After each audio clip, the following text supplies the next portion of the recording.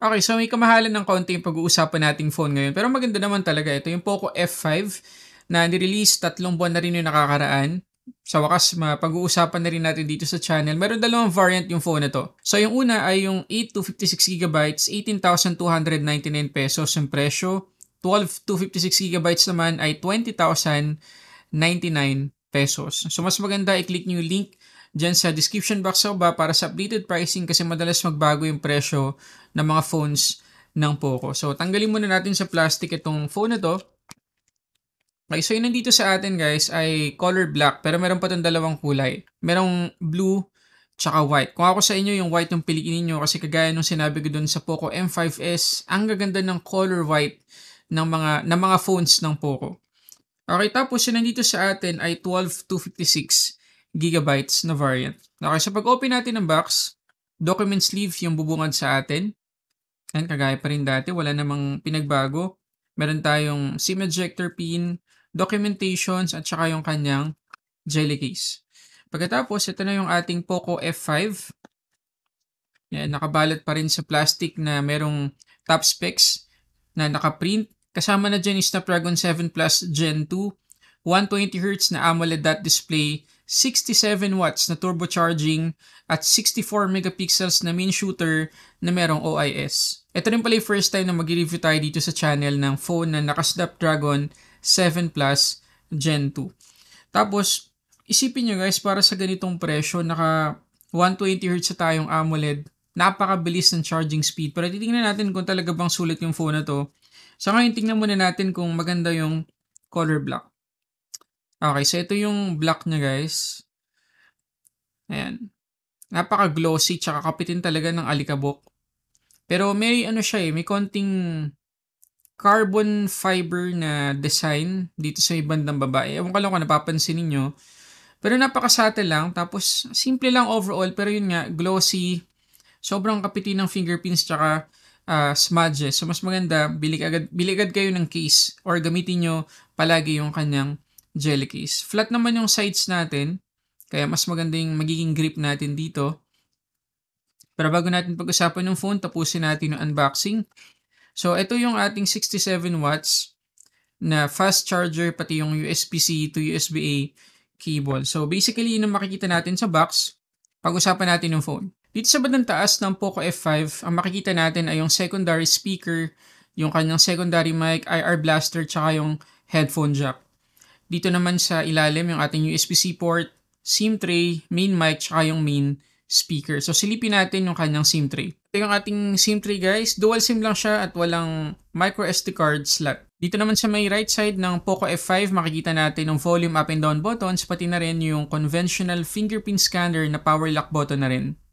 Tapos panghuli, dito sa may left side, wala tayong makikitang kahit ano. At good news guys, kasi meron na tayong pre-installed na screen protector. So meron na tayong jelly case, meron tayong screen protector, gagamitin na lang natin itong phone out of the box. So yung ating punch hole selfie camera nasa gitna. Iba-iba tayo ng masasabi dyan, iba-iba tayo ng preference. Ako mas gusto ko nasa gilid, pero mas madalas na kayo ng mga phone na talagang nasa gitna yung punch hole selfie camera. Tapos maganda pa dito sa Poco F5, IP53 yung kanyang rating. So, ibig sabihin, dust at splash resistant yung phone na to. So, kung sakaling maalikabukan, matalsikan ng tubig, okay lang. Para naman sa mga gustong malaman kung kumusta yung haptics ito kapag nagta-type, guys, flagship level, napakaganda talaga, masasatisfy ka at hindi mo talaga gugustuhin i-off. Ang ganda ng vibration ng phone na to. Maganda rin ng quality ng dual speakers ng phone na to. Hindi sabog kahit pa i-max natin yung volume. Mabilis din yung kanyang fingerprint scanner. Isang dampi, ma-unlock naman agad. Isang dampi, ma-unlock. Mabilis naman yung animation. Isa pa. Napakabilis. Pagdating naman sa display, meron tayong 6.67 inches AMOLED display. 1080p yung kanyang resolution. 120Hz yung kanyang max refresh rate. 295 yung ating PPI. Compatible siya or may support siya sa HDR10 Plus at Dolby Vision. At aabot din ng 1000 nits yung kanyang peak brightness. At protected pa ng Corning Gorilla Glass 5 yung screen ng Poco F5. Ngayon kapag uusapan natin yung color reproduction nitong Poco F5, maganda guys. Accurate yung colors niya. Talagang napaka-vibrant. Hindi OA yung pagka-saturated. Alam niyo yun, saktong-sakto lang.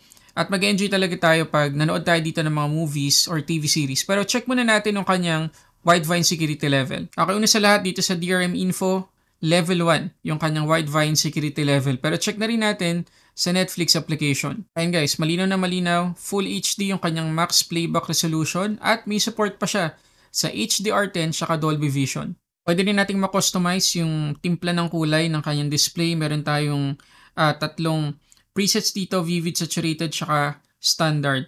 Pwede rin nating i-adjust yung color temperature. Pagdating naman sa refresh rate, nakaselect na yung default. Ibig sabihin 120Hz pero bababa siya to 60 kung kinakailangan. Pero if ever na gusto natin siyang i-lock to 60, iselect lang natin yung custom at piliin natin yung 60Hz or 120Hz kung 120Hz natin siya gustong magstay. At kung titingnan natin yung behavior ng kanyang refresh rate, ayan, naka-default tayo. So, naka 120Hz siya. Tingnan natin kung bababa siya to 60Hz. Okay, hindi pa rin siya bumababa. Mag-open tayo ng application na hindi kailangan ng 120Hz kagaya ng Play Store. 120Hz pa rin. So, double check lang guys ha. Baka sabihin nyo, nila ko siya to 120Hz. Punta tayo sa settings, tapos display. Ayan. Naka-default lang tayo pero hindi siya bumababa to 60Hz. Tingnan naman. Hintay lang tayo na ilang segundo pa. Andyan pa rin siya sa 120Hz. Open tayo ng gallery. 120Hz pa rin. Open tayo ng Play Store. 120Hz pa rin. So pagdating sa screen refresh rate, medyo magastos pa tong Poco F5 sa ngayon kasi hindi siya bumababa ng kusa to 60Hz. Pero mamaya tingnan natin yung kanyang battery consumption gamit yung PCMark. Pagdating naman sa kanyang performance, naka MIUI 40 na tayo dito for Poco out of the box on top of Android 13. At kagaya nung nakita natin sa balot niya kanina, Snapdragon 7 Plus Gen 2 yung chipset natin dito. At mamimili tayo kung 8 or 12GB yung ating RAM, pero parehas 256GB yung storage natin. At UFS 3.1 na yung storage type, kaya mabilis talaga. At yung first impression ko talaga nung nagamit ko tong phone na to, parang flagship phone yung gamit ko. Ang ganda ng performance niya guys. Talagang pwede na siyang substitute kung sakaling ayaw nating bumili ng flagship phone na sobrang mahal pero gusto pa rin natin mabilis talagang phone. Ito yung sagot guys, napakabilis talaga. Pero para patunayan yan, tingnan natin ang Antutu scores. Ito guys, yung nakuha nating score kapag nakalock sa 60Hz ang ating refresh rate, 1,099,690. Grabe guys. At karamihan ng mga phone sa ngayon na nakakatungtong sa 1 million na score ng Antutu, mga flagship phone talaga. Or yung mga phone na nasa 25 pataas yung presyo. Pero ito, nasa 21K lang guys. Pero tumungtong na siya ng 1 million. Pero tingnan natin yung score kapag inilagay natin sa default yung refresh rate. Kita nyo naman guys, tumaas pa. 1,118,820. So, hindi biro yung itinaas ng kanyang score kapag naka-default tayo na refresh rate. Pero ang tanong sobrang aggressive ba ng Snapdragon 7 Plus Gen 2 na talagang tutungtong siya sa alarming heat kapag meron tayong pinapatakbong mabigat na games or application? So, tingnan natin ang wildlife stress test. So, makikita niyo dito sa result ng ating test na from 99%, bumaba siya to 92%. So, sakto lang naman yung battery consumption. Pero pagdating sa thermals, makikita ninyo, from 28, tumungtong tayo ng 41 degrees. So, medyo malayo-layo yung inabot ng kanyang temperature. So, in short guys, hinahinay pa rin tayo. Yes, mabilis yung phone na to, pero possible na tumungtong siya sa medyo alarming na talaga na heat. Okay, so try natin siya dito sa off-road unchained. So, pwede to sa high refresh rate gaming. So, makikita nyo naman na nakaka 120 frames per second tayo or hindi tayo maalis sa 120Hz na refresh rate pero check natin.